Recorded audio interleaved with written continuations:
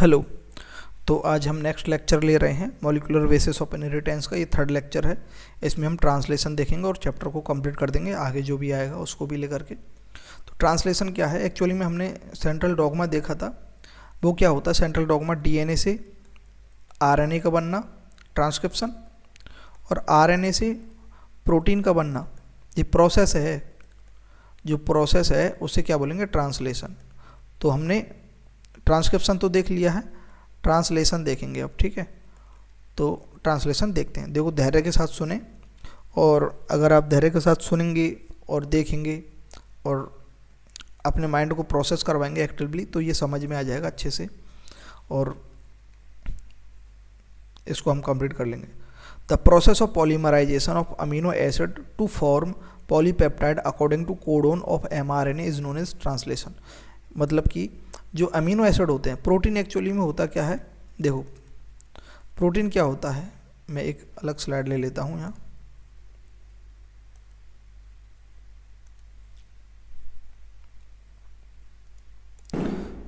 देखो, प्रोटीन जो होता है,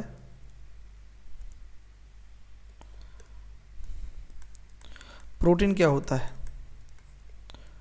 पॉलीमर ऑफ अमीनो एसिड, ठीक है? अमीनो एसिड के पॉलीमर ही होते हैं प्रोटीन। तो हमें प्रोटीन बनाना है, तो प्रोटीन बनने की जो प्रोसेस है उसे क्या बोलेंगे हम? ट्रांसलेशन। तो प्रोटीन कैसे बनेगा? आरएनए से बनेगा, ठीक है?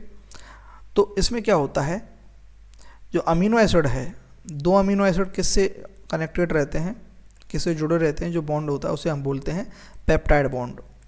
पेप्टाइड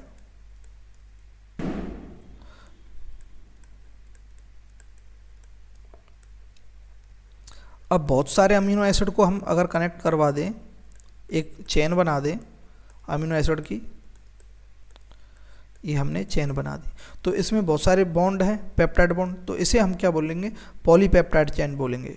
पॉली यानी बहुत सारे, पॉलीपेप्टाइड। तो पॉलीपेप्टाइड जो चेन है उसी को क्या बोलते हैं? प्रोटीन। तो ये क्या है? एक प्रोटीन है, ठीक है?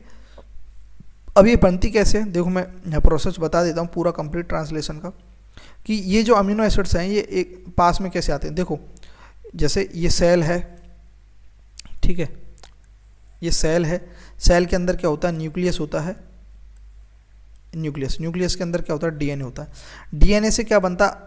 एमआरएनए, ठीक है? ये एमआरएनए में इस कलर से बना देता हूँ, ये एमआरएनए बन गया, ठीक है? पिंक कलर से एमआरएनए बन गया। उसे क्या बोलते हैं हम? ट्रांसक्रिप्शन बोलते हैं, जो हम पढ़ चुके हैं। अब क्या होता है? ट्रांसलेशन होने के लिए, ट्रांसलेशन कहाँ होगा? जब एमआरएनए कहाँ आ जाएगा? यहाँ बाहर निकल कर आ जाएगा साइटोप्लाज्म में। ये यहाँ पर आ गया साइटोप्लाज्म, ये साइटोप्लाज्म है सेल का। इस साइटोप्लाज्म के अंदर बहुत सारे अमीनो एसिड्स पड़े हुए हैं। ये क्या है? पूल ऑफ अमीनो एसिड है ना, ठीक है? तो अब यहाँ पर साइटोप्लाज्म के अंदर होता है ट्रांसलेशन, ये बात ध्यान रखनी है, ठीक है? तो अब इसमें होता क्या है कि अब बहुत सारे अमीनो एसिड हैं, तो हर अमीनो एसिड के लिए अब ये जो एमआरएनए है, ये जो एमआरएनए है, इस एमआरएनए पर मैं यहाँ बना देता हूँ, ये एमआरएनए है, इस एमआरएनए पर कुछ कोड लिखे हुए होते हैं, ठीक है? जैसे कैसे लिखे हुए थे? जैसे AUG UUU UGC, ऐसे कुछ कोड लिखे हुए रहते हैं ना। तो हर जो कोडोन है वह स्पेसिफिक अमीनो एसिड के लिए कोड करेगा। एक इसके अंदर होता है tRNA, तो ये तो है mRNA, ठीक है? एक होता है tRNA। tRNA क्या होता है? ट्रांसवर्स आरएनए या फिर ट्रांसफर आरएनए, सॉरी ट्रांसवर्स गलत बोल दिया, ट्रांसफर आरएनए, या फिर हम उसे अडप्टर मॉलिक्यूल भी बोलते हैं। अडप्टर मैंने बता दिया, जो tRNA हम पहले पढ़ चुके हैं। तो tRNA क्या करता है? tRNA जो होता है उसके पास जो है, जैसे ये AUG है या UUU है, इसके एंटी में एक कोडोन की साइट होती है। जैसे UUU या फिर UUU के लिए क्या होगा? AAA है ना, जैसे AAA है इसके पास, मैं ऐसे बना देता हूँ, जैसे ये tRNA है ना, यहाँ AAA है, तो ये कहाँ पर जाकर अटैच होगा? यहाँ पर जाकर अटैच होगा, ठीक है? तो ये tRNA क्या है? एक अमीनो एसिड को पकड़ता है यहाँ से, और यहाँ ले जा करके अटैच कर देता है, खुद अटैच होगा यहाँ क्योंकि अडेप्टर है, और अमीनो एसिड यहाँ लगा हुआ है इसके पास। ऐसे UGC वाला कुछ दूसरा टीआरएनए है, वह दूसरे अमीनो एसिड को लेकर के आएगा और वह यहाँ पर फिट हो जाएगा। अब ये दोनों अमीनो एसिड पास पास आ गए और इनमें अब क्या बन जाएगा, यहाँ बॉन्ड बन जाएगा एमआरएनए पर। ऊपर क्या होता है, राइबोसोम की जो है लार्ज यूनिट होती है, नीचे स्मॉल यूनिट होती है, वो आगे हम डिटेल में पढ़ेंगे, लेकिन मैं बेसिक आपके लिए एक डायग्रामेटिक वो बना रहा हूँ कि कैसे मतलब टीआरएनए लेकर के आते हैं। जैसे अडेप्टर होता है ना अपना चार्जर का, वो एक साइड से करंट लेकर के आता है AC और दूसरी साइड से DC छोड़ता है। ऐसे ही एक साइड से तो क्या अमीनो एसिड को पकड़ के रखता है और दूसरी साइड से mRNA पर क्या हो जाता है, अटैच हो जाता है ये टीआरएनए। और ऐसे टीआरएनए आते जाते हैं, 2 टीआरएनए मिलकर के 2 अमीनो एसिड लाएंगे और 2 अमीनो एसिड ऐसे कनेक्ट होते जाएंगे और चेन बनती जाएगी इनकी, ठीक है। ऐसे फिर ये यहाँ से फ्री हो जाएगा, इधर खिसक जाएगा और ये फिर नया यहाँ से एक और टीआरएनए यहाँ बैठा हुआ है ना, वो टीआरएनए यहाँ आएगा, ये वाला इधर इस जगह पर आ जाएगा और ये वाला जो है फ्री हो जाएगा, ठीक है। ऐसे ये प्रोसेस चलती रहती है और आपस में ये जैसे हम सिलाई मशीन से धागा सिलते जाते हैं ना, तो एक के बाद एक कड़ी मिलती जाती है। ऐसी जो है इसमें अमीनो एसिड एक दूसरे के साथ एक धागे की तरह एक दूसरे में बने हुए होते हैं, ठीक है। तो ऐसे जो है ट्रांसलेशन होता है, ये जो पॉलीपेप्टाइड चेन बन जाती है उसे ही हम क्या बोलते हैं, प्रोटीन बोलते हैं। सीधी सी बात है, ट्रांसलेशन एमआरएनए पर होता है। और होता कैसे है, हर अमीनो एसिड के लिए एक स्पेसिफिक क्या होता है, कोडोन होता है, जो हम पहले पढ़ चुके हैं जेनेटिक कोड में, ठीक है। तो ये आपको समझ में आया होगा थोड़ा बहुत, ठीक है। अब हम डिटेल से देखते हैं इसको। देखो एमआरएनए पर क्या बनता है, पॉलीपेप्टाइड चेन बनती है, उसे प्रोटीन बोलते हैं। अमीनो एसिड किससे जॉइंट होते हैं, पॉलीपेप्टाइड बॉन्ड से, है ना, मतलब पेप्टाइड बॉन्ड से जुड़े होते हैं। The order and sequence of amino acids are determined by base sequence of mRNA. जो ऑर्डर होता है अमीनो एसिड का या फिर जो सीक्वेंस होता है वह डिटरमाइन किसके द्वारा किया जाता है, किसके द्वारा पहचाना जाता है, जो एमआरएनए पर जो कोडोन होते हैं उनसे, with the help of tRNA. TRNA तो लेकर के आता है अमीनो एसिड को एमआरएनए पर, सीधी सी बात है, ठीक है। तो पेप्टाइड बॉन्ड का जब फॉर्मेशन होता है तो उसके लिए कुछ एनर्जी तो चाहिए। अब एनर्जी कहाँ से आएगी, तो पेप्टाइड बॉन्ड फॉर्मेशन के लिए कुछ एनर्जी चाहिए, है ना। तो उसमें क्या होता है, जो चार्जिंग ऑफ टीआरएनए होता है, तो ये क्या होता है, चार्जिंग ऑफ टीआरएनए मतलब टीआरएनए पर अमीनो एसिड का जुड़ना, उसे ही चार्जिंग ऑफ टीआरएनए बोलते हैं। तो ये कैसे होता है, अमीनो एसिड पहले खुद से ही एक्टिवेट हो जाते हैं इन प्रेजेंस ऑफ एटीपी, यानी कि ये जो एटीपी यहाँ खुद ने ही ले लिया अमीनो एसिड की, वो यहाँ पर काम आएगी फॉर्मेशन ऑफ पेप्टाइड बॉन्ड के टाइम, ठीक है। And link to their cognate tRNA, और अपने जो कॉग्नेट टीआरएनए है, जो हर किसी के लिए स्पेसिफिक टीआरएनए होता है हर अमीनो एसिड के लिए, क्योंकि हर टीआरएनए के पास एक कोडोन होता है जो एमआरएनए पर अटैच होगा, ठीक है, समझे।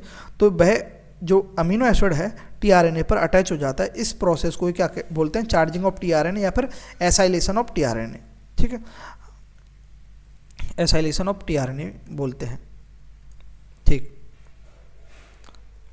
अब देखो, है ना, ये वाली आपको पढ़नी नहीं है, वैसे एक्स्ट्रा पॉइंट है ये एक्स्ट्रा पॉइंट है, मतलब लेवल असिस्टेंट के लेवल का नहीं है ये।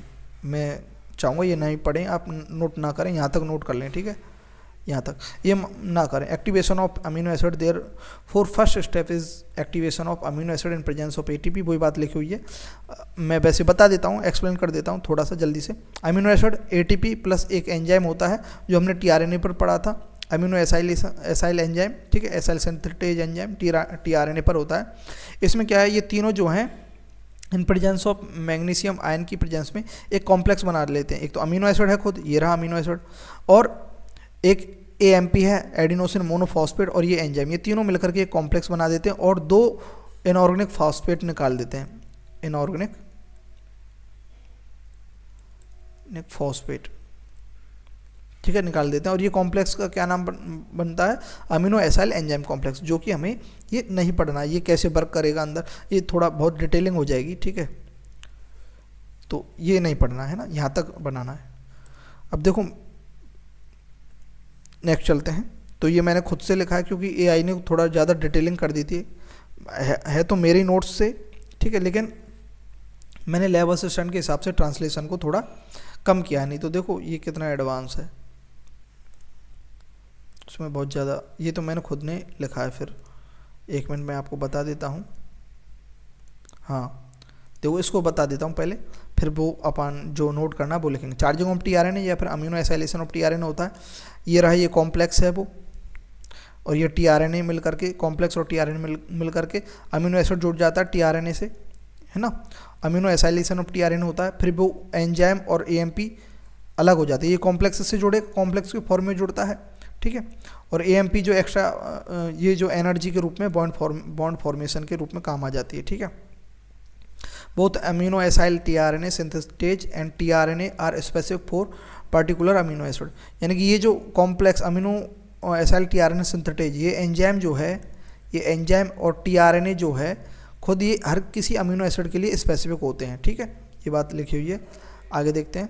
फिर ट्रांसलेशन होता है, हाँ ये वाली बात ठीक है। एक्टिवेटेड टीआरएनए जिस पर अमीनो एसिड जुड़ा हुआ है, एमआरएनए, स्मॉल एंड लार्ज सब unit of ribosome, magnesium ion plus GTP, guanosine triphosphate, ये मिल करके क्या है, इस प्रोसेस को कंप्लीट करवाते हैं, ठीक है। क्योंकि एमआरएनए भी चाहिए, एक्टिवेटेड टीआरएनए चाहिए, किसमें, ट्रांसलेशन के अंदर। स्मॉल एंड लार्ज सब यूनिट चाहिए राइबोसोम की, ठीक है। और ये Mg+2 आयन चाहिए, और जीटीपी वगैरह ये किसके लिए, एनर्जी के लिए चाहिए।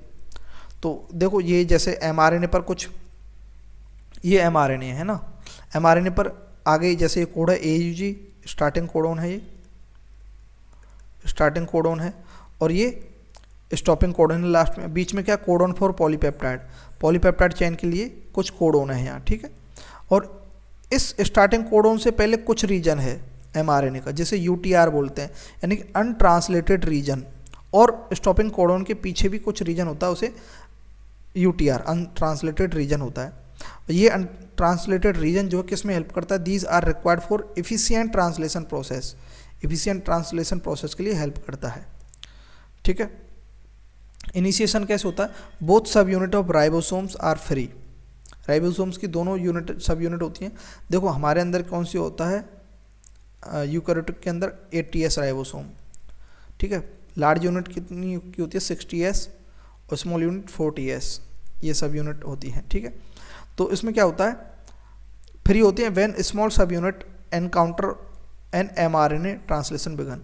जैसे ये एमआरएनए है और ये स्मॉल यूनिट है, ठीक है, ये ऐसे अटैच नहीं होती, इसमें ऐसे लगा लो, ठीक है, ऐसे अटैच हो गई है स्मॉल यूनिट, ये येलो येलो है ना, ये राइबोसोम की स्मॉल यूनिट अटैच हो जाती है, तभी जो है ट्रांसलेशन स्टार्ट हो जाता है।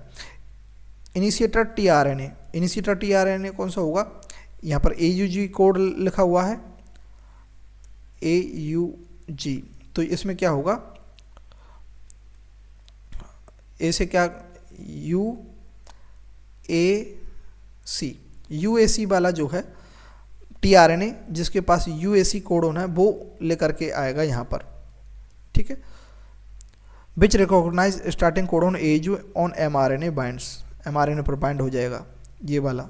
यहाँ पर UAG होगा, एमआरएनए पर AUG होगा, एमआरएनए पर AUG है, और ये टीआरएनए पर UAC होगा, क्योंकि UAC इसके एंटी है, तब जाकर के यहाँ पर कनेक्ट हो जाएगा, अमीनो एसिड साथ में लेकर के आएगा, ठीक है। दिस कैरीज मेथियोनिन, ठीक है, हाँ मेथियोनिन कैरी करेगा वो, ठीक है। देखो ये AUG है, तो ये क्या है, ए की जगह U और यहाँ आएगा AC, ठीक है, थोड़ा सा उल्टा लिख दिया है इसमें,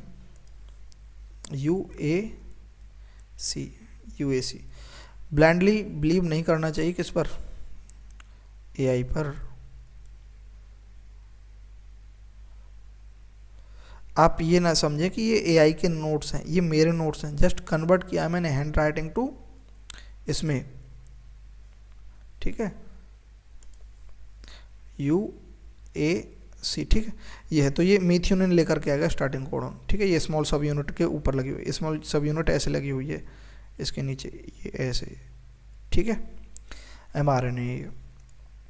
आगे क्या होगा, राइबोसोम असेंबली होती है, अटैचमेंट ऑफ लार्ज सब यूनिट, फिर उसके बाद ये ऊपर लगी हुई है, ये लार्ज सब यूनिट है, नीचे स्मॉल सब यूनिट लगी हुई है, और इस लार्ज सब यूनिट पर ये साइट होती है, ए साइट होती है जिसमें अमीनो एसाइल साइट होती है, दूसरी पी साइट होती है जो पेप्टाइड साइट होती है, एक और साइट होती है ई साइट, यहाँ दे नहीं रखी है, ई साइट है ना। तो पी साइट पर तो क्या पेप्टाइड बॉन्ड बनता है, और ई साइड पर क्या है, जो आरएनए होता है अमीनो एसिड लेकर के आता है, और ई साइड पर जो है जो क्या होता है टीआरएनए जो फ्री होकर के निकल जाता है। ठीक है, ऐसे मान लो यहाँ टीआर ई साइड है ना, ठीक, ये हमें पढ़ना नहीं है, ये एक्स्ट्रा है पॉइंट। ठीक है, लेकिन ये समझने के लिए अच्छा है, इसमें से भी आप बना सकते हैं नोट्स, कोई दिक्कत वाली बात नहीं है। In this step amino acid are joined together by formation of peptide bond between them. ठीक है, तो एलोंगेशन में क्या होता है कि जो ये राइबोसोमल यूनिट है ये आगे बढ़ती जाती है ऐसे इधर, ठीक है, ऐसे एमआरएनए पर, और पीछे की साइड से ये और टीआरएनए यहाँ अटैच होते जाते हैं अमीनो एसिड लेकर के। ये टीआरएनए है, ठीक है, ए साइड पर, और ये पी साइड है। पी साइड पर ये इधर आएगा, देखो देखो एक मिनट, ये वाला और ये दो अमीनो, यहाँ पर कोई अमीनो एसिड है कोई भी, है ना। अब जैसे ये इधर आएगा तो ये देखो एक मिनट अच्छे से दिखाऊं, ये वाला जो क्या है टीआरएनए है और ये दूसरा टीआरएनए। यहाँ पर कुछ अमीनो एसिड यहाँ लगा हुआ है, मैं इसको नाम दे देता हूँ, ये फर्स्ट है, फर्स्ट, ये सेकंड, दिख नहीं रहा कलर कौन सा लें, ठीक, तो ये जैसे फर्स्ट है, अरे ये फर्स्ट है, एक मिनट कौन सा देखेगा,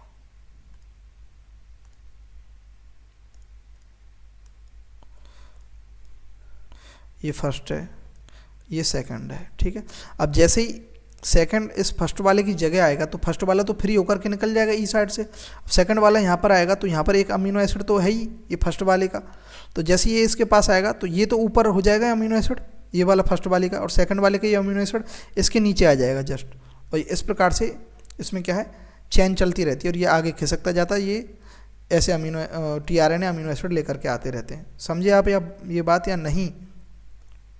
ठीक, ऐसे एलोंगेशन होता है। देखो, two charge tRNA close enough on P and A site, ये ए साइट है और ये पी साइट, इन पर क्लोज आ जाते हैं, ऑफ लार्ज सब यूनिट फॉर बॉन्ड फॉर्मेशन। ठीक है, तो पॉलीपेप्टाइड ट्रांसफरेज जो एंजाइम है, पॉलीपेप्टाइड ट्रांसफरेज राइबोजाइम है, catalyse peptide bond formation, so ribosome also act as catalyse.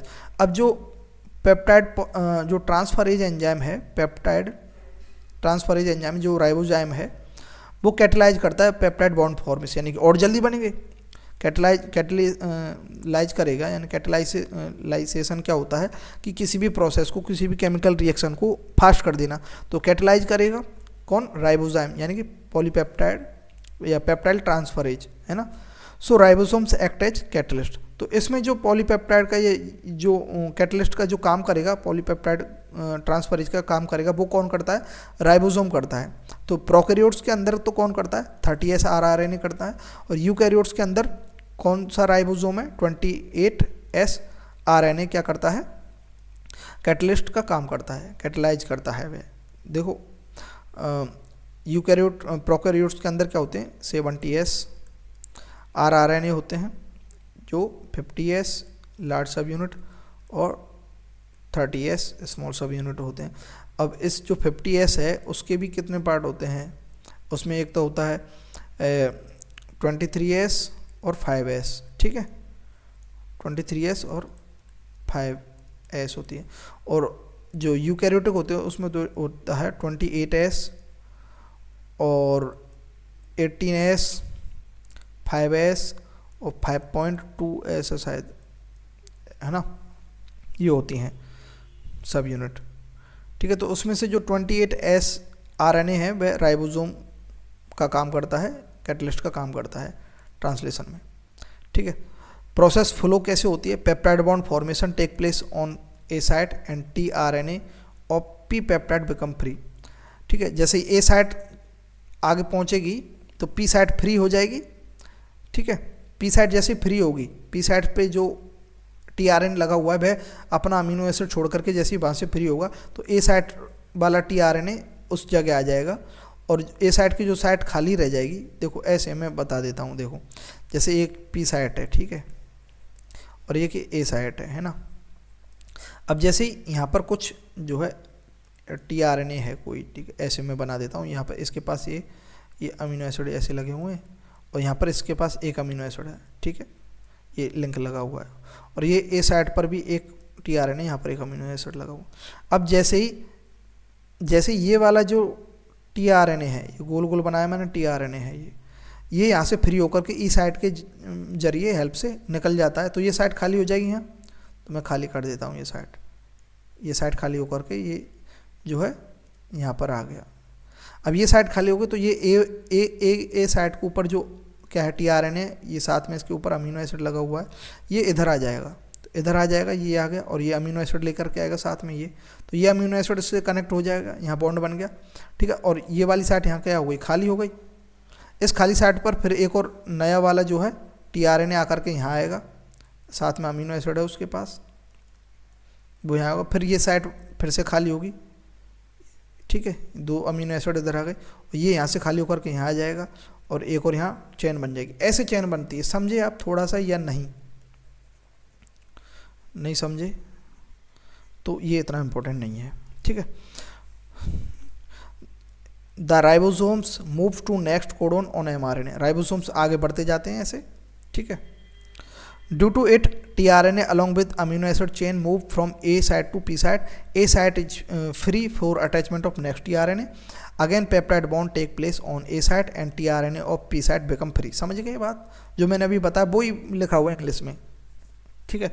तो एलोंगेशन विजुअलाइजेशन कैसे होता है, वो जो पेप्टाइड पॉलीपेप्टाइड की जो चेन बनती है, the ribosomes move from codon to codon, जैसे ये कोडोन है AUG UUU, इससे कोडोन टू कोडोन आगे ये जो है यूनिट जो है इसकी राइबोसोम की ये आगे बढ़ती हैं, ठीक है।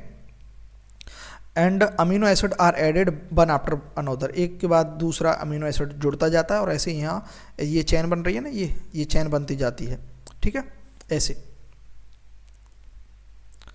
ठीक है। फिर आता है टर्मिनेशन, यानी कि अब चैन बनती जा रही है, लास्ट में स्टॉपिंग कोडन के पास तो जाएगा। When ribosomes A site reaches to stop codon, stop codon कौन कौन से, UAA UGA UAG, ठीक है। और स्टार्टिंग कोडन क्या है, AUG स्टार्टिंग कोडन है, और UAA UGA UAG ये क्या है, स्टॉपिंग कोडन है। टर्मिनेशन ऑफ ट्रांसलेशन अकर, जैसे स्टॉपिंग कोडन पर पहुंच जाता है राइबोसोम की ए साइड पहुंचेगी यहाँ पर ए साइड पहुंचते ही क्या है, UAA मिल गया इसको, तो यहाँ पर क्या होगा, एक रिलीजिंग फैक्टर अटैच हो जाएगा, किसकी जगह, टीआरएनए की जगह, तो यहाँ पर ये जो है ट्रांसलेशन स्टॉप हो जाएगा। There is no tRNA for stop codon, stop codon के लिए कोई टीआरएनए नहीं है कि टीआरएनए आएगा स्टॉप के लिए, कुछ भी अमीनो एसिड नहीं लेके आएगा, तो वो टीआरएनए तो अमीनो एसिड लेकर के आएगा, अगर स्टॉप के लिए भी कोई टीआरएनए होगा तो वो अमीनो एसिड लेकर के आता, ठीक है, लेकिन स्टॉप के लिए कोई टीआरएनए नहीं है, ठीक है, स्टॉपिंग कोडन के लिए। तो स्टॉपिंग कोडन के लिए एक अलग से फैक्टर आता है, in case a releasing factor bind to stop codon and release the complete polypeptide chain,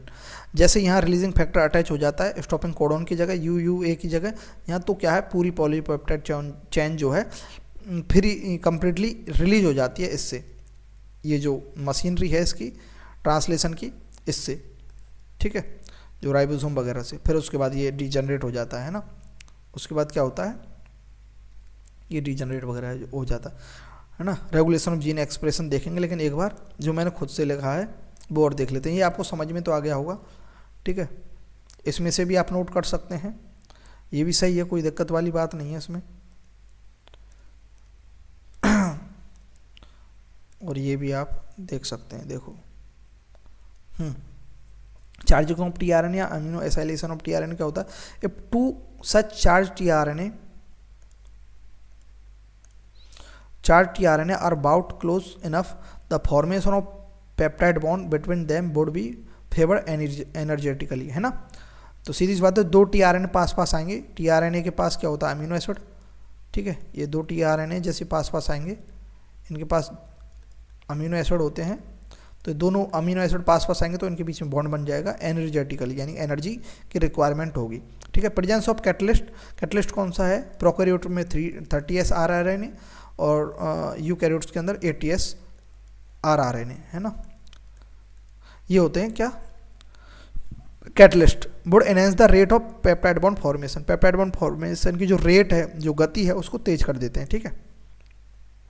ribosome क्या होते हैं, द सेलुलर फैक्ट्री है, responsible for synthesising protein is ribosome. Ribosome क्या है, एक प्रकार की सेलुलर फैक्ट्री है जो प्रोटीन सिंथेसिस के लिए रेस्पॉन्सिबल है ना। Ribosome consist of structural RNA, है ना, स्ट्रक्चरल अबाउट 80 डिफरेंट प्रोटीन।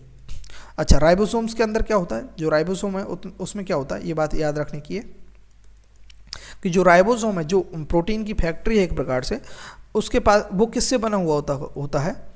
एक तो उसके पास स्ट्रक्चरल आरएनए होता है, स्ट्रक्चरल आरएनए, है ना, वो स्ट्रक्चरल आरएनए वो जो है आरआरएनए, है ना, और 80 प्रकार के 80 डिफरेंट प्रोटीन होती है, 80 प्रकार की प्रोटीन होती है राइबोसोम के पास। तो ये बात एग्जाम में पूछी जा सकती है, ठीक है। It is inactive state, in its inactive state, अपनी इनएक्टिव स्टेट में इट एग्जिस्ट एज 2 सब यूनिट, 2 सब यूनिट में एग्जिस्ट करता है, एज ए लार्ज सब unit and small subunit. Inactive में, एक्टिव में दोनों यूनिट मिल जाती है, किसकी हेल्प से, Mg+2 मैग्नीशियम आयन की हेल्प से दोनों मिल जाते हैं। प्रोकैरियोट्स के अंदर कितनी होती है, 50s 30s, और यूकैरियोट्स के अंदर जो है 80s है, जो ये लार्ज सब यूनिट है, 60s और 40s स्मॉल है, स्मॉल नीचे रखती है mRNA के, है ना, ठीक है।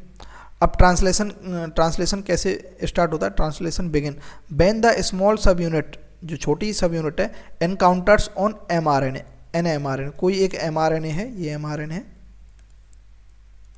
इस पर स्मॉल सब यूनिट जैसे एनकाउंटर करती है, ये स्मॉल सब unit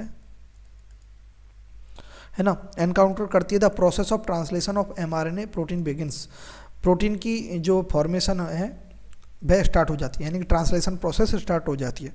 there are 2 sites in large सब यूनिट, लार्ज सब यूनिट में 2 साइट है for subsequent amino acid to bind to and thus be close enough to each other for formation of peptide bond. 2 site कौन कौन सी हैं, A and P sites हैं, और एक ई साइट जो होती है उसे हमने नाम दिया है ई साइट, मतलब एग्जिट साइट, जिससे टीआरएनए एग्जिट होता है ना।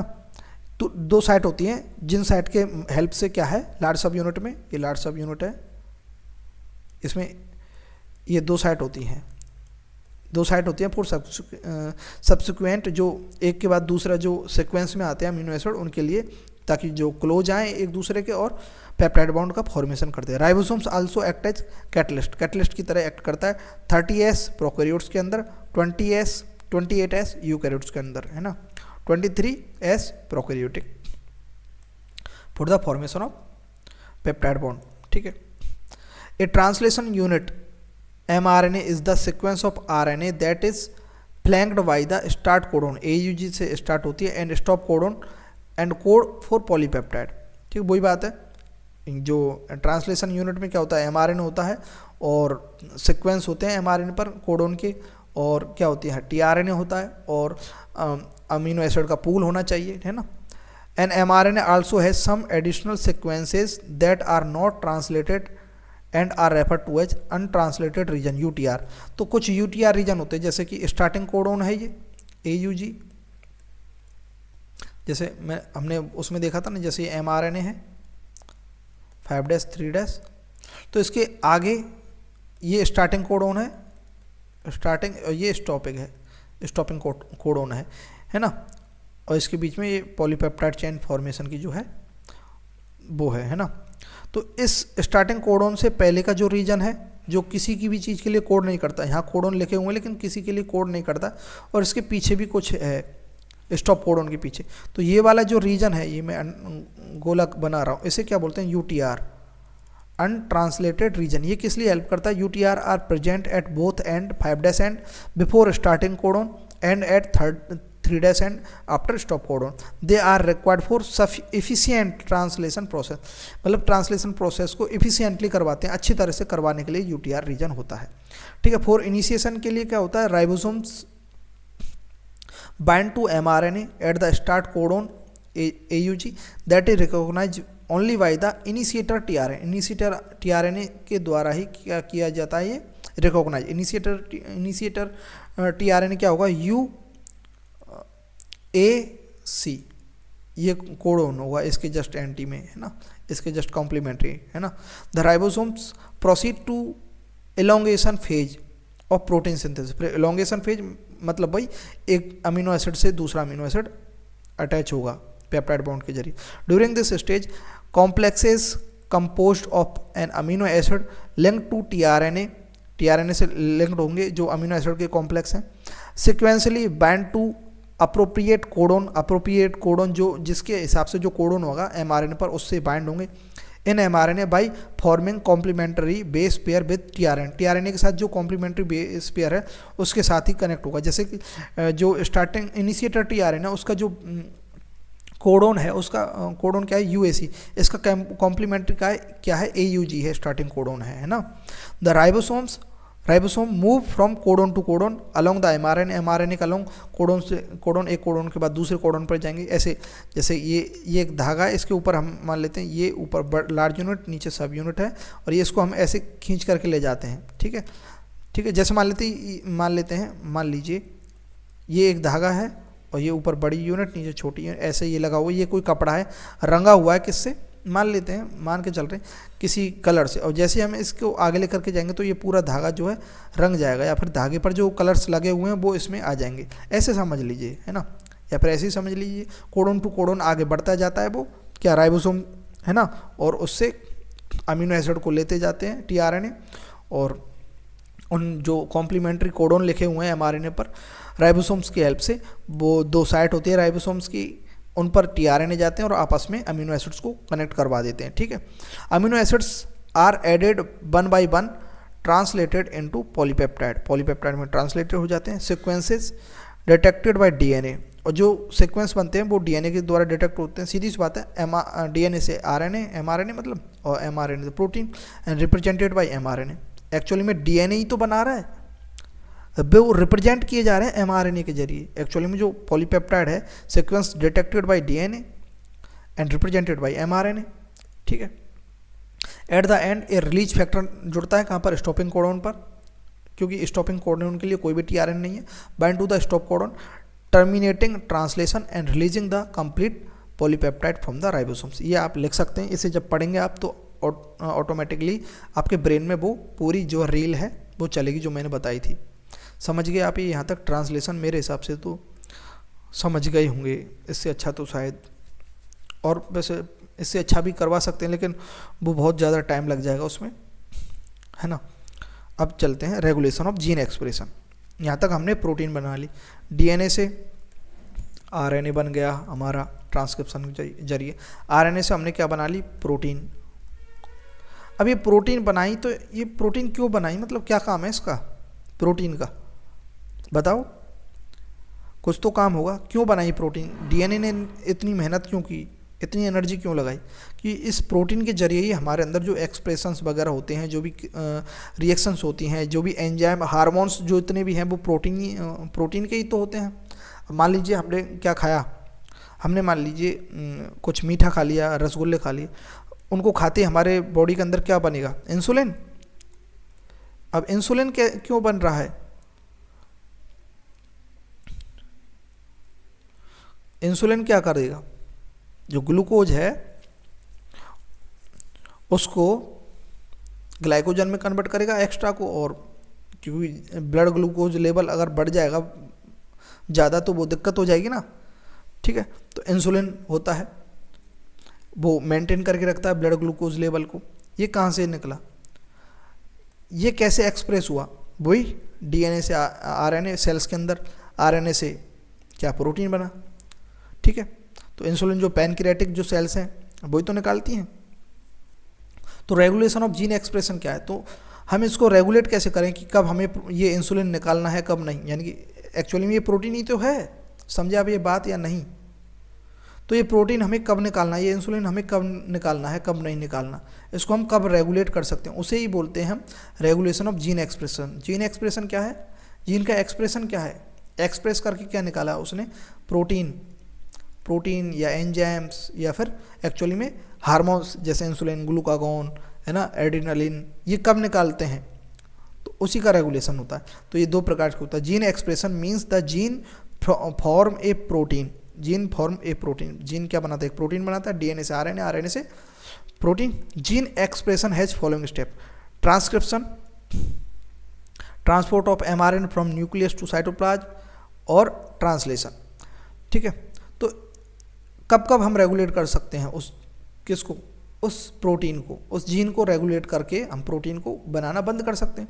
कि हमारे पास मान लेते हैं हमें मालूम ही नहीं है कि हमें ये एक्सप्रेस करनी है या नहीं, मान लेते हैं हमने मीठा नहीं खाया लेकिन फिर भी वो बन रही है, तो हम उसे कहाँ कहाँ पर रोक सकते हैं।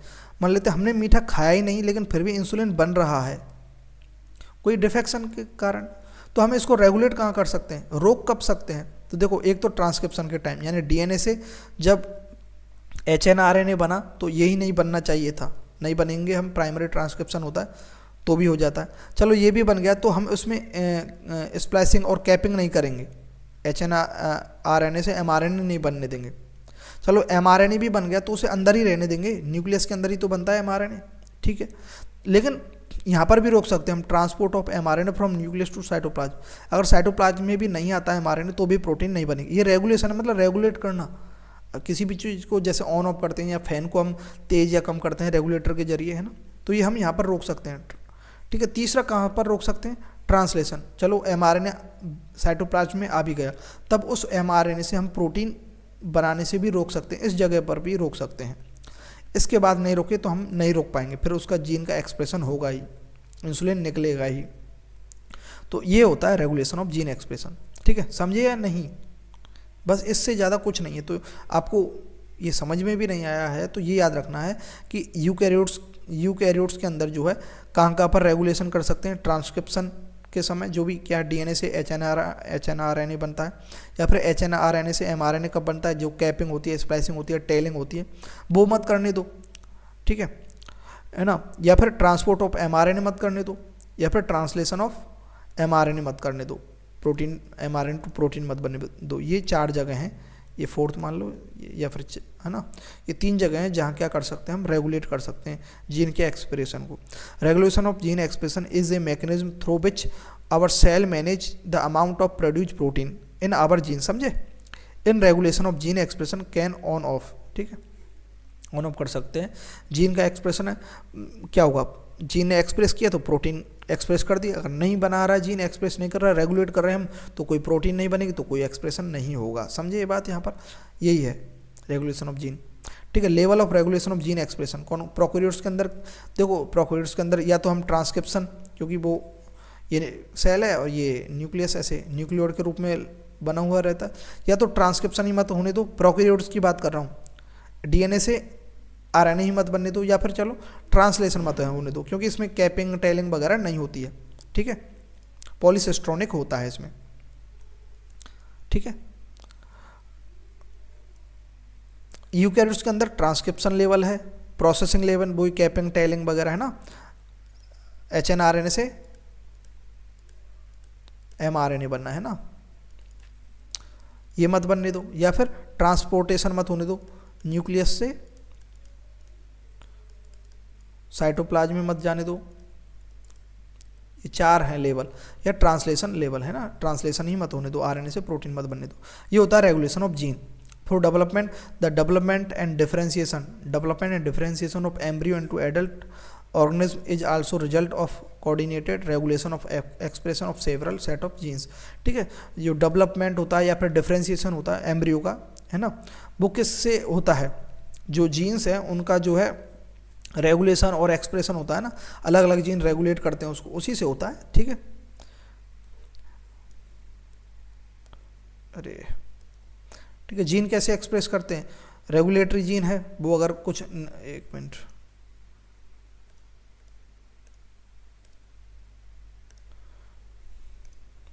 इन प्रोकैरियोट के अंदर control of rate of transcription initiation, transcriptional initiation is main site for control of gene expression, ठीक है। प्रोकैरियोट के अंदर control of rate of transcriptional initiation, ये rate of transcriptional initiation is the main site for control of gene expression. Prokaryote के अंदर main site क्या है gene expression की, जो ट्रांसक्रिप्शनल इनिशिएशन होता है, ट्रांसक्रिप्शनल इनिशिएशन होता है वो ही साइट है, ठीक है। अगर ट्रांसक्रिप्शन हो गया, इनिशिएशन हो गए, उसके बाद तो ट्रांसलेशन होना तय है उसका, तो लगभग प्रोकैरियोट के अंदर। Activity of tRNA polymerase at promoter, ये कोई जरूर नहीं है, ठीक है।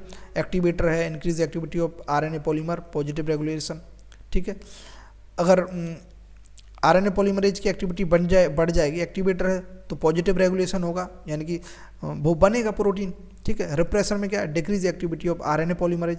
आरएनए पॉलीमरेज की अगर हम एक्टिविटी डिक्रीज कर दें, आरएनए पॉलीमरेज क्या करता है, वो पॉलीपेप्टाइड बॉन्ड की रेट को बढ़ा देता है, तो इसको अगर हम डिक्रीज कर देंगे तो कम कर देगा, तो नेगेटिव रेगुलेशन होगा, समझे, रिप्रेस हो जाएगा वो।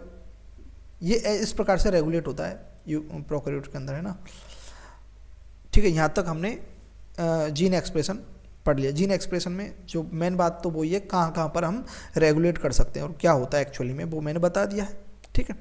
ऑपेरॉन मॉडल क्या होता है, ऑपेरॉन, ठीक है, ऑपेरॉन देखते हैं, बस लास्ट चल रहा है चैप्टर का।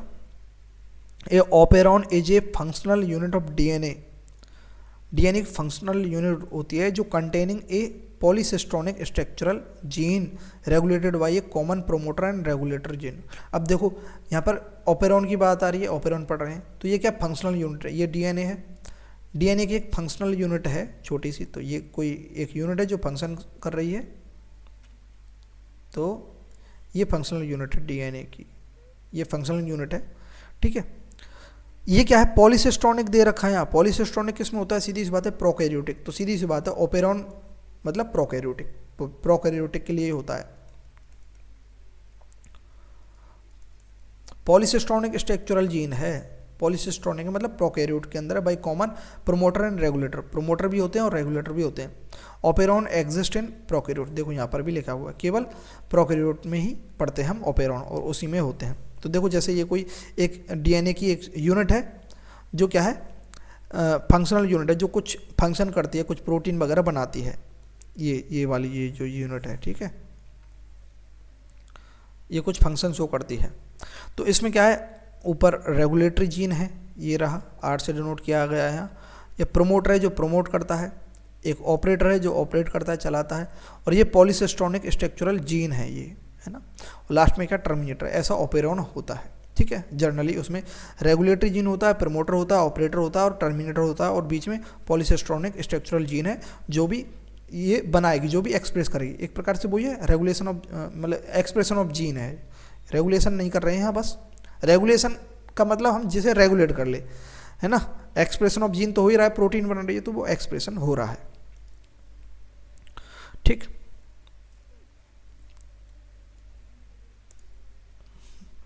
अब देखो हमारे ये कुछ एग्जांपल है ऑपेरॉन्स के, हमारे जो सिलेबस में है वो लैक ऑपेरॉन ही है, ठीक है। तो ये एक बार देख लेते हैं, टीआरपी ऑपेरॉन, ट्रिप्टोफैन ऑपेरॉन, ये भी याद रख करना है, डिटेल में ये है लैक ऑपेरॉन, है ना। टीआरपी ऑपेरॉन, एरा ऑपेरॉन, ये इंपॉर्टेंट नहीं है, ठीक है। Era operon, एराबिनोज, his operon histidine के लिए, बेल ऑपेरॉन बेलाइन के लिए, है ना, ये बनाते हैं। अब देखो लैक ऑपेरॉन पढ़ते हैं। लैक ऑपेरॉन क्या है, lac operon is a operon which control genes involve in catabolism of lactose. Lactose के ब्रेकडाउन या कैटाबॉलिज्म मतलब ब्रेकडाउन, एनाबॉलिज्म मतलब बनाना, और मेटाबॉलिज्म मतलब टोटल प्रोसेस, है ना। तो ये क्या है, लैक्टोज की कैटाबॉलिज्म को इन्वॉल्व करता है इसमें अंदर, कंट्रोल्स जीन्स। ऑपेरॉन क्या एक प्रकार से फंक्शनल यूनिट है, यानी कि उसमें कुछ जीन होते हैं, एक यूनिट है डीएनए की जो किसके लिए काम करती है, लैक ऑपेरॉन की, लैक ऑपेरॉन जो किसके लिए काम करता है, catabolism of lactose. It was first elucidate by Francois Jacob, यानी जैकोब याद रख लो, Jacob and Monod, Jacob and Monod ने जो है फर्स्टली पहली बार जो है बताया इसके बारे में। वे कौन थे, जैकोब एंड मोनोड थे, ये दो साइंटिस्ट थे जो लैक ऑपेरॉन के बारे में बताया इन्होंने, ठीक है, ठीक है। लैक्टोज कैटाबॉलिज्म क्या, लैक्टोज इज डाइसैकेराइड है एक प्रकार से, है ना, दो सैकेराइड है। It contains galactose and glucose bonded by glycosidic bond. तो लैक्टोज क्या है, डाइसैकेराइड है, यानी दो सैकेराइड यूनिट है इसमें, कौन कौन सी है, एक तो गैलेक्टोज है और ग्लूकोज से मिलकर के बना होता है क्या, लैक्टोज, ठीक है। कैसे प्रोसेस है वो अभी बताते हैं। There are three enzyme needed for catabolism of lactose in E coli. E coli में पढ़ेंगे हम, लैक्टोज को कैटाबोलाइज करने के लिए, ब्रेक डाउन करने के लिए तीन एंजाइम है, वो याद रखना, beta galactoside, permease, transacetylase, beta galactosidase क्या करता है, बीटा गैलेक्टोसाइडेज क्या करता है, हाइड्रोलाइसिस ऑफ लैक्टोज, लैक्टोज का हाइड्रोलाइसिस करता है, यानी कि वाटर की हेल्प से लाइसिस करता है, तोड़ देता है। फिर परमीज एंजाइम क्या करता है, regulate lactose permeability into cell, cell के अंदर लैक्टोज की परमिएबिलिटी बढ़ा देता है परमीज एंजाइम, यानी कि सेल के अंदर इजीली लैक्टोज आ जाएगा परमीज एंजाइम की हेल्प से, ये लैक्टोज की परमिएबिलिटी बढ़ा देता है। ट्रांस एसिटाइलेज ये क्या करता है, assist beta galactosidase, beta galactosidase को असिस्ट करता है। ठीक है, ये 3 एंजाइम याद रखने इनके नाम है ना। कैसे मैकेनिज्म अभी देखते हैं। जीन्स इन लैकोपेरोन, लैकोपेरोन के अंदर कौन कौन से जीन होते हैं, एक तो होता है इनहिबिटर जीन, जो हमने देखा था ना स्टार्टिंग में रेगुलेटरी, तो ये रेगुलेटरी जीन कौन सा है जो रेगुलेट कर रहा है, इनहिबिटरी जीन है, आई जीन है। एक पी जीन है, प्रोमोटर जीन है, एक ऑपरेटर है, प्रोमोटर ऑपरेटर, और ZYA ये क्या है, स्ट्रक्चरल जीन है, पॉलीसिस्ट्रोनिक है, लास्ट में यहाँ टर्मिनेटर है ना लगा हुआ है। तो आई जीन जो है ये लैकोपेरोन है, मतलब एक प्रकार से जैसे DNA है, DNA की एक कोई छोटी सी यूनिट है, ये यूनिट, इसके अंदर कोई जीन है, तो ये किसके लिए फंक्शन कर रही है, ये लैक्टोज के लिए फंक्शन कर रही है। ठीक है, उसे ही ओपेरॉन बोलते हैं। ओपेरॉन एक्चुअली में DNA की एक यूनिट है, फंक्शनल यूनिट, समझे, ये जीन ही है, ये इसका नाम ओपेरॉन दिया है। ठीक है, तो इनहिबिटर है इसमें। ठीक है, तो ये रेगुलेटरी जीन है, यानी रेगुलेट करेगा। परफॉर्म नेगेटिव कंट्रोल, ये क्या करता है, जो इनहिबिटर है नेगेटिव कंट्रोल करता है।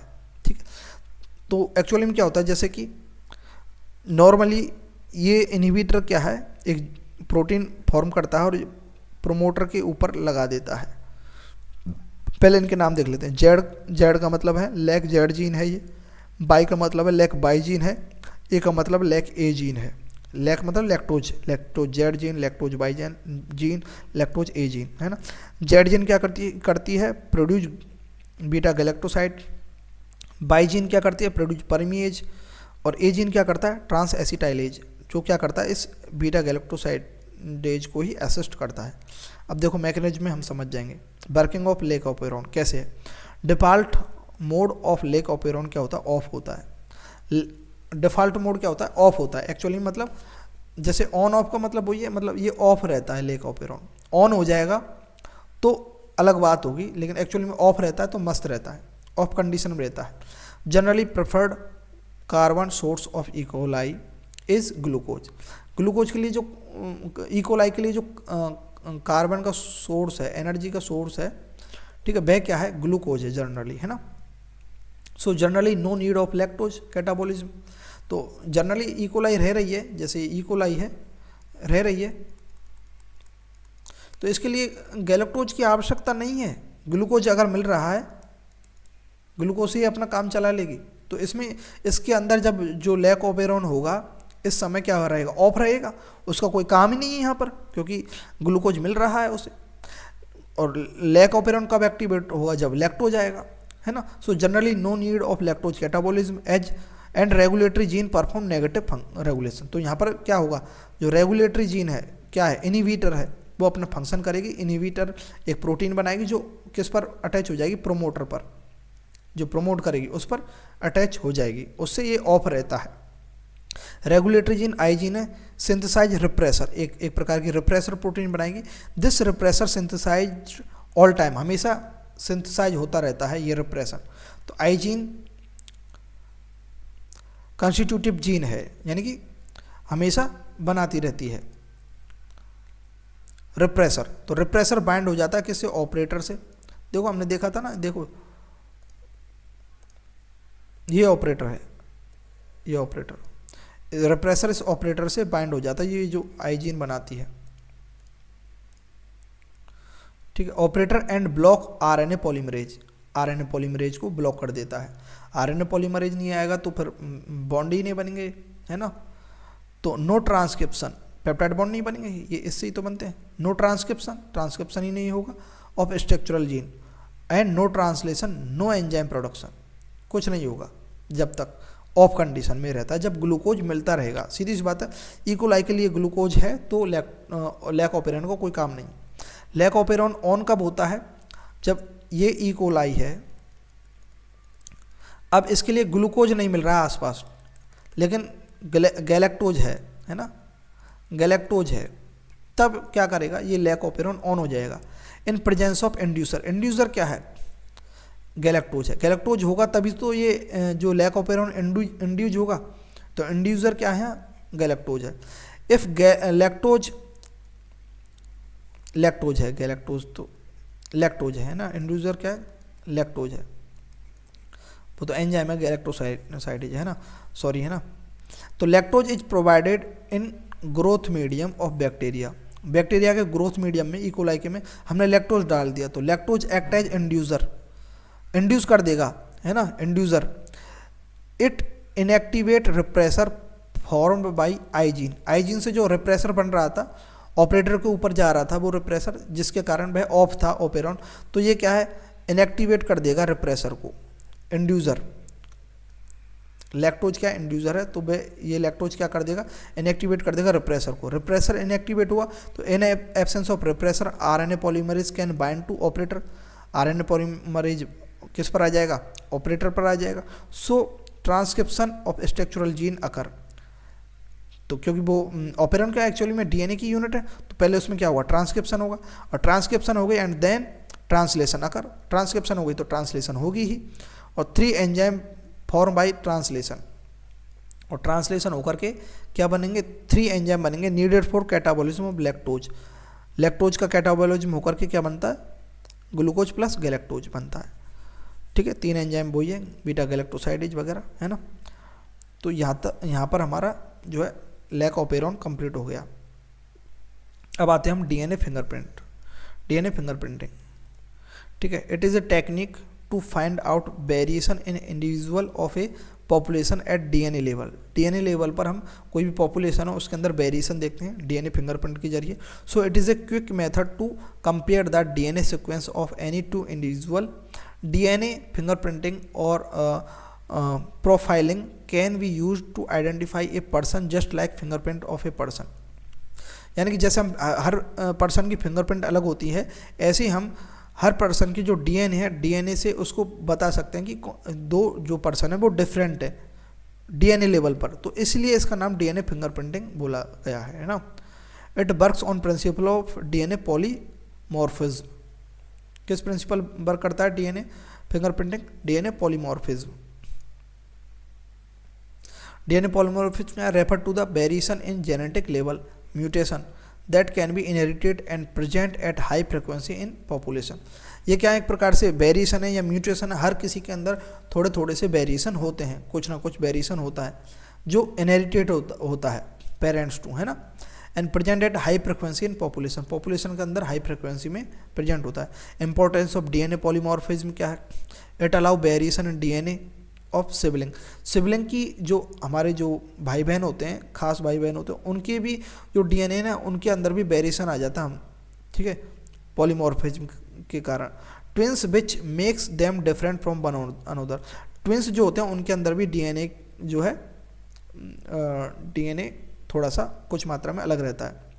DNA fingerprinting use in paternity testing, यानी कि इसके माता पिता कौन है ना, एंड जेनेटिक मैपिंग के लिए भी डीएनए फिंगरप्रिंट का यूज किया जाता है, ठीक है। प्रिंसिपल क्या है, 99.9% of the base sequence of among human is same, remaining 0.1 sequence is unique by mutation. तो 0.1% से हम अलग हैं, सब समझ रहे हैं आप, यानी 0.1% ही अलग है आप में और हम में। तो ये लेकिन आपको ये समझ में आ जाएगा कि 0.1 बहुत बड़ा अमाउंट है उस लेवल पे। देखो 0.1% ऑफ 3 × 10⁹ बेस पेयर, इतनी तो बेस पेयर है हैप्लॉइड सेल के अंदर, ठीक है। तो 3 × 10⁹ बेस पेयर होते हैं, इसका अगर 1% से करेंगे तो क्या हो जाएगा, 3 × 10⁶ हो जाएगा। यानी इतने बेस पेयर अभी भी अलग है हम में, 3 × 10⁶,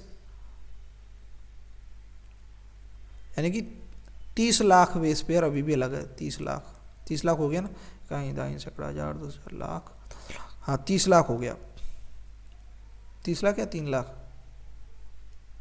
हाँ 30 लाख हो गया, अभी भी अलग है। तो 0.1% का मतलब ये है।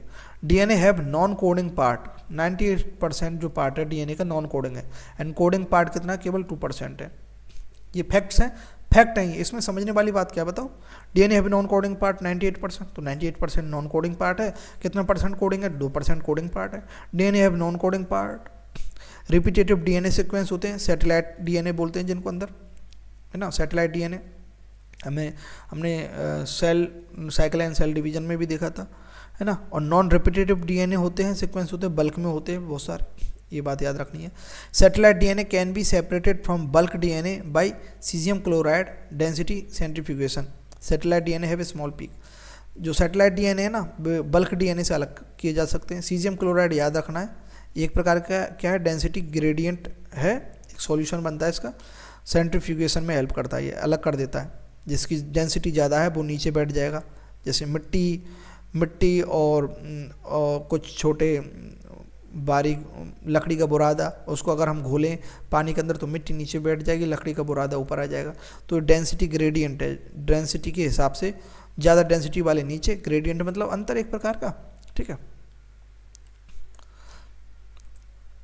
सैटेलाइट डीएनए माइक्रो और mini satellite. Micro repeated with 2 to 6 base pair, है ना, also known as short tandem repeat और सिंपल सीक्वेंस रिपीट। और mini satellite repeat with 10 to 60 base pair. जैसे ये डीएनए है, इसके ऊपर सैटेलाइट डीएनए भी बन जाते हैं सेकेंडरी कॉन्स्ट्रक्शन बन करके। तो इसके अंदर कितने, ये जो सेकेंडरी सैटेलाइट है डीएनए है, ये माइक्रो भी होते हैं और मिनी भी होते हैं। तो माइक्रो के अंदर तो कितने बेस पेयर होते हैं, 2 से 6 बेस पेयर होते हैं। उसे हम क्या बोलते हैं, शॉर्ट टैंडम रिपीट बोलते हैं, है ना, शॉर्ट टैंडम रिपीट या फिर सिंपल सीक्वेंस रिपीट बोलते हैं।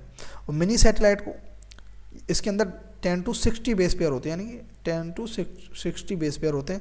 वेरिएबल नंबर टैंडम बोलते हैं, VNTR, variable tandem number repeat. अभी इसका यूज आएगा आगे, देखो, ठीक है। दिस VNTR यानी mini satellite, variable number tandem repeat of mini satellite is basis of DNA fingerprinting. यही डीएनए फिंगरप्रिंट के बेसिस है, ये रिपीट होते हैं। 2 persons have same sequence of repeat but number of tandem repeat different. Sequence जो होगा same sequence होगा repeat का, लेकिन नंबर ऑफ टैंडम रिपीट अलग अलग होगा। किसी में ज़्यादा रिपीट हो रहे हैं, किसी में कम हो रहे हैं, नंबर ऑफ टैंडम रिपीट अलग अलग होगा, ये बेस है।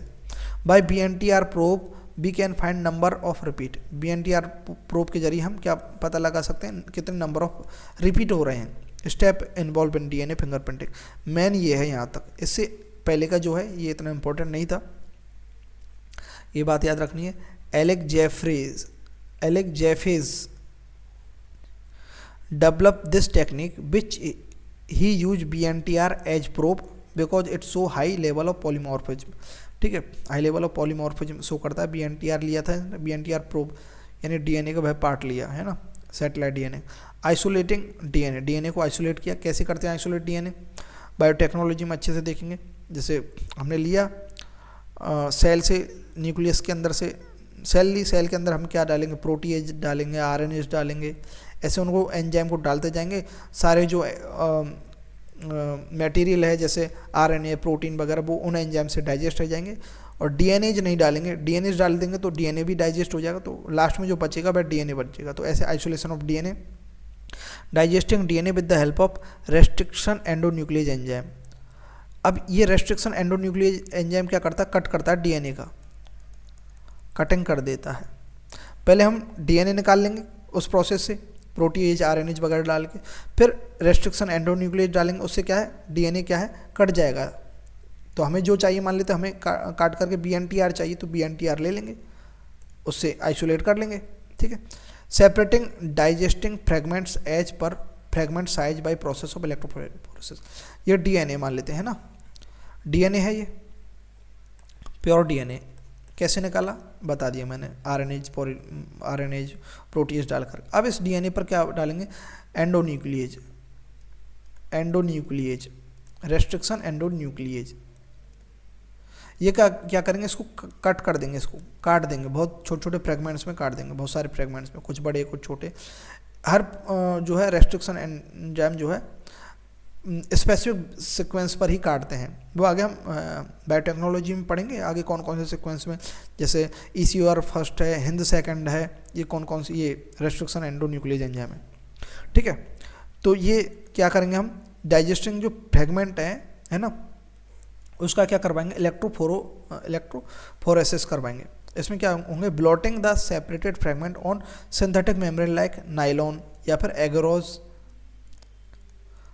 जेल, ये होता है, उस पर इस फ्रेगमेंट्स को डालेंगे। हाइब्रिडाइजिंग द BNTR यूजिंग लेवल BNTR प्रोब, जो BNTR हाइब्रिडाइज करेंगे उन फ्रेगमेंट को यूजिंग लेवल्ड BNTR ले लेंगे हम, हमारे पास लेवल BNTR है ऑलरेडी, फिर उनको हाइब्रिडाइजिंग करवाएंगे उनके साथ फ्रेगमेंट की, जैसे हमने वो करवाया था ना, analysing the fragments which are hybrid using autoradiography, analyse करेंगे जो हाइब्रिड बनेंगे, वो हमने करवाया था ना, कंजर्वेटिव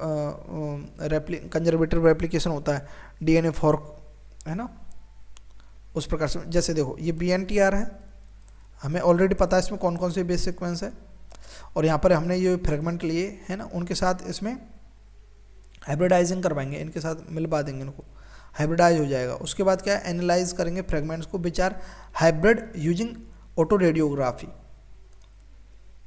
ठीक है, एप्लीकेशन इस प्रकार से उनको कर लेंगे, है ना। एप्लीकेशन किस में है, DNA फिंगरप्रिंट की इन फोरेंसिक आइडेंटिफिकेशन ऑफ क्रिमिनल, ये बात, ये एप्लीकेशन आती है क्वेश्चन में, है ना। जेल इलेक्ट्रोफोरेसिस ऐसे होता है कि ये इसमें थोड़ा अधूरा बता रखा है ना,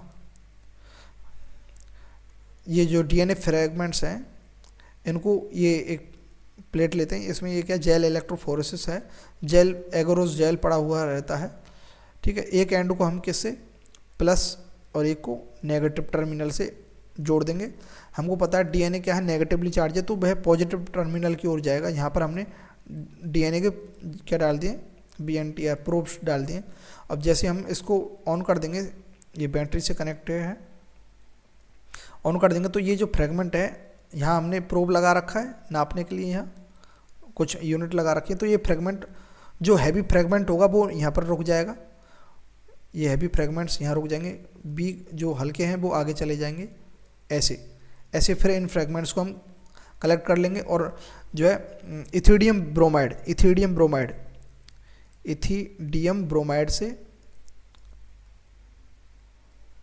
से हम क्या कर देंगे, इनको स्टेन कर देंगे, तब ये दिख जाएंगे किसमें, in presence of visible in UV raise.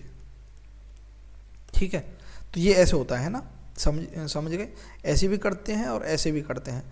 NCERT में शायद ये वाला है ना, इसमें क्या करते हैं, एगरोस जेल लेते हैं, उस पर क्या है, ये जो DNA फ्रेगमेंट्स है उनको डालते हैं, और डालने के बाद फिर ये हम जो है सर्किट जो है ऑन कर देते हैं, तो जो हैवी जो DNA फ्रेगमेंट्स है वो यहीं रह जाते हैं, मूव नहीं कर पाते पॉजिटिव टर्मिनल की ओर, और जो हल्के होते हैं वो मूव कर जाते हैं। फिर ये जो जेल है इसको कट कर लेते हैं हम, जेल के ऊपर क्या करते हैं हम, इथिडियम ब्रोमाइड करते हैं, और UV रेज की प्रेजेंस में ये विजिबल हो जाते हैं। फिर इन फ्रेगमेंट को हम कट कर लेते हैं जेल के, और ये हम यहाँ से DNA अलग अलग निकाल लेते हैं। ठीक है, एप्लीकेशन किस में है, DNA फिंगरप्रिंट का यूजेज किस में, इन फोरेंसिक आइडेंटिफिकेशन ऑफ क्रिमिनल का फोरेंसिक आइडेंटिफिकेशन करने के लिए, टू डिटरमाइन पैटर्निटी इश्यू, कि ये मेरा बच्चा है या नहीं है, कैसे पता लगेगा। To identify dead body by comparing living ones. ठीक है, डिटरमाइनिंग पॉपुलेशन जेनेटिक डाइवर्सिटी। ठीक है, इसके लिए अब आते हैं हमारा last topic, human genome project. HGP was a mega project that aimed a sequence every base in human genome. Human genome का जो है हर बेस का सीक्वेंस है लिखना है। एस्पेक्ट रेशो 16:9 किसका है ये रेशो। अब तो ये बात याद रखो, ह्यूमन जीनोम प्रोजेक्ट क्या है ना, देखो क्या है, this started in 1990 and completed in 2003, यानी 2003 में कंप्लीट हुआ, 1990 में स्टार्ट हुआ। सीक्वेंसिंग ऑफ क्रोमोसोम फर्स्ट की जो सीक्वेंसिंग हुई कंप्लीट हुई मई 2006 में। मतलब बड़ा क्रोमोसोम होगा ये। टोटल 24 क्रोमोसोम स्टडीड, 24 क्रोमोसोम पढ़े जा चुके हैं। 22 ऑटोसोम है ना, और एक्स और वाई है कि ना, 24 क्रोमोसोम ये फीमेल के अंदर है।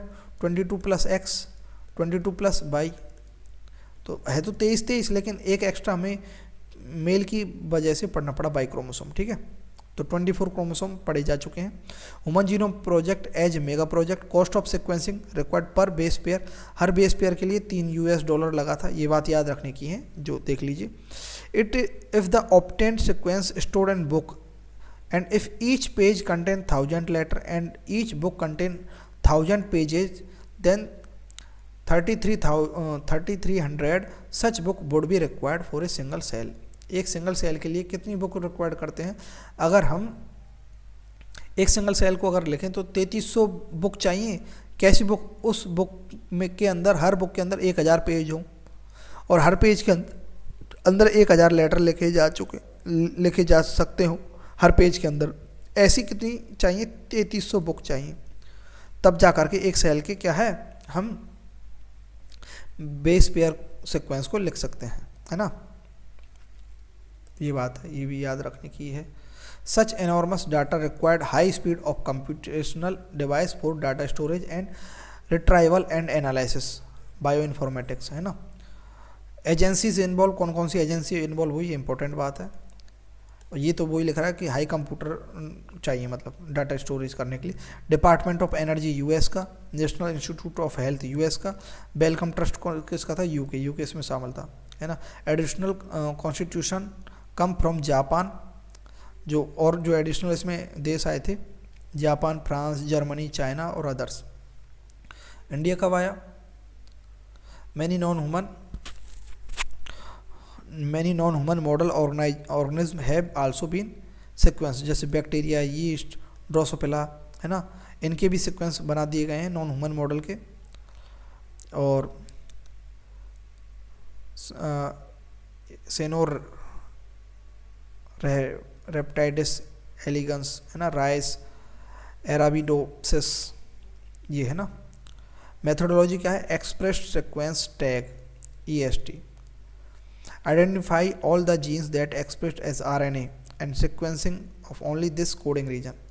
cDNA, वही complementary DNA sequence by Sanger method, है ना। EST sequence annotation in this whole set of genome that contain all the coding and non coding sequence are sequenced, है ना। DNA आइसोलेशन करवाते हैं, है ना।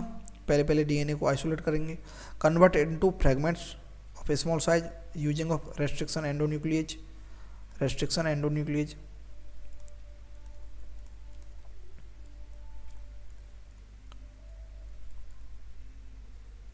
इसकी हेल्प से, है ना।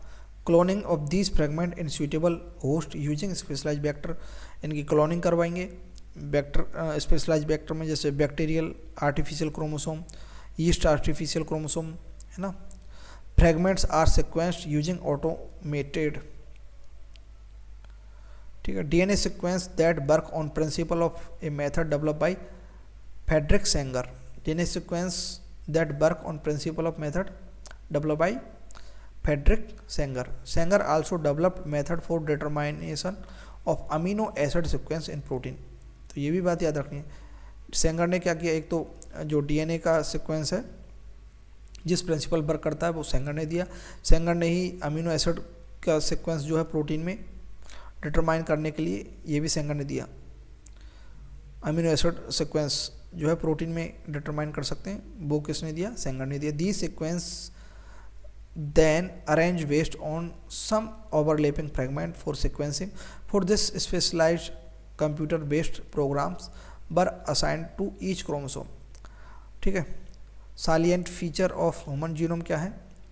human genome contain 3164.7 3164.7 million base pair. तो तो ह्यूमन जीनोम प्रोजेक्ट में इतने मिलियन बेस पेयर है 3164.7। The average gene consist of 3000 base. हर जीन में 3000 बेसेस होते हैं, but there is variation in size. Largest gene 2.4 million base कौन सा है?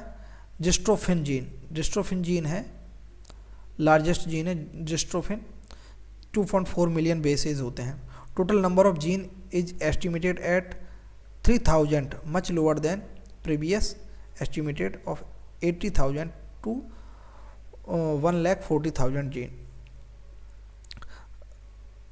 ठीक है, 30,000 जीन है अभी, है ना, एस्टिमेटेड 30,000 किए गए थे, एक्चुअली में कितने हैं?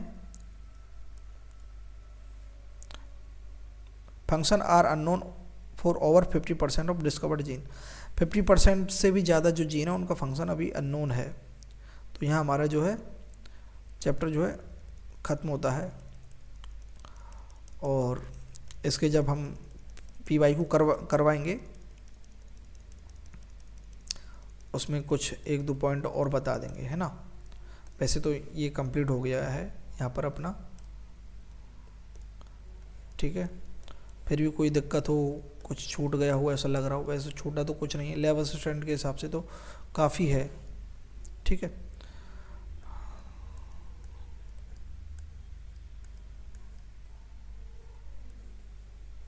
ठीक है राम जी, थैंक यू।